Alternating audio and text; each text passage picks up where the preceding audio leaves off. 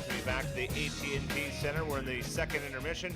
It's still early in this series, so let's, Billy, do the series preview. And we start off the regular season. The Wolves and Rampage got together 4 times. They were all 1-goal wins, but all for San Antonio. You actually kind of like that stat because the Wolves will come in with a little bit of a hunger. Yeah, disappointing, first of all, when I played the 4 times because this is such a marvelous city to be in. But, yeah, the one thing I look at, and there's obviously 2 sides. You look, if you beat the team 4-0, you're feeling very comfortable, as San Antonio does. But I think of the Wolves, if you have dominated a team throughout the year, I think you take them a little bit easy, and you might just in stride come in and think, well, this is going to be just a 3-and-out sort of situation. But I don't think that is the case with the Wolves since they have lost 4 games, all by 1 goal, all very close games. This is a defensive-oriented club with very strong goaltending, frustrating to play against. And I think patience will be a huge key for the Wolves in this series. But again, they will be sharper, I think, the Wolves, and I think they'll be more focused on the situation because they lost all 4 games.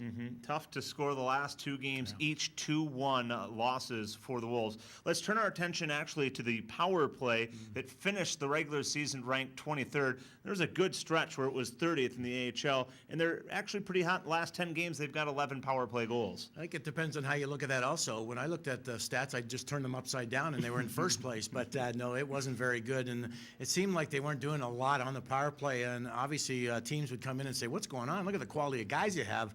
Well, finally something did change, and I think Brad Hunt was a big addition. But overall, I think we got better movement, better shot selection. There was a lot of perimeter play, finally some bodies in front of the net. So I think throughout a year, you have to change things up, and you have to put different personnel on at times. Sometimes guys are a bit stale, and there's nothing wrong with changing, putting hungrier guys on. And the puck movement, obviously better, and that is the key. I think moving the puck, trying to get ahead of the defense.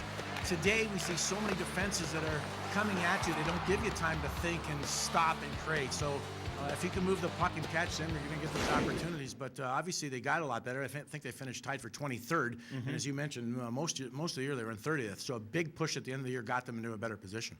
The Galaxy home remodeling man advantage produced 3 power play goals against San Antonio during the regular season. The next big key, it always is the key come playoff time. You talked to Nolan Baumgartner in the first intermission, goaltending. The Wolves have Eddie Lack, Jacob Markstrom for San Antonio. They were 9th and 10th, respectively, in the AHL in goals against average. It is amazing to look at their stats and how close they are in every situation, honestly. But Eddie, I think when you look at his year this year, it was a tough year at the beginning, and he would admit that, and he really refocused himself in the second half and was, I think, wonderful.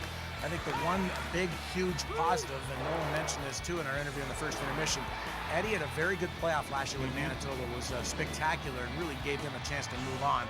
He can draw from that, but he is a terrific goaltender. They're both big guys. They cover the nets well, and when it really does come down to it, I think both these guys will be the indicator of who moves on. So it'll be interesting how it goes. And Markstrom, you know a little bit about him with his Swedish background. He was actually teammates with Lack, Brynäs in the Swedish Elite League. And the younger goaltender, Markstrom, 2 years younger than Eddie Lack, was the #1 netminder. He's been a highly touted Florida Panthers prospect, but as we were talking to the San Antonio coaching staff today, they said he needs to prove to Florida that he can win in the postseason. I think that's what it all comes down to. If you can't win in the postseason, there's no sense in going out there and playing. And it's a pressure time. It's a filled time of fun. But I think, first of all, he has to do that. He's been very good, no doubt about it, in the regular season. Now the onus is on him to push this club to an upper level. Well, it always helps at this time of year to have winners in your locker room. Final player that we want to talk about, Steven Reinprecht. He actually started the year with the San Antonio Rampage, but he's also won a Stanley Cup, the only active player in the Wolves roster that has a Stanley Cup championship. The reason I wanted to talk about this guy, and I talked to him today, is because when the Wolves won in 2008, they had a guy that was playing with the Atlanta Thrashers for the last 2 months almost.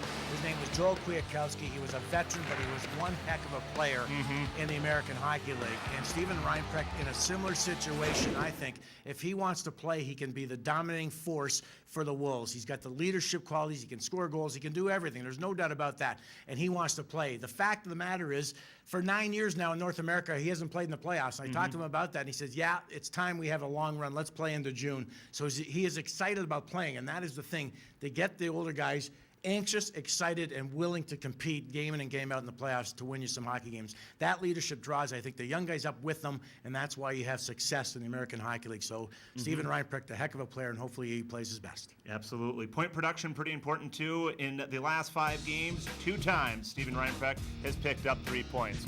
We'll come back with more from San Antonio here in our second intermission.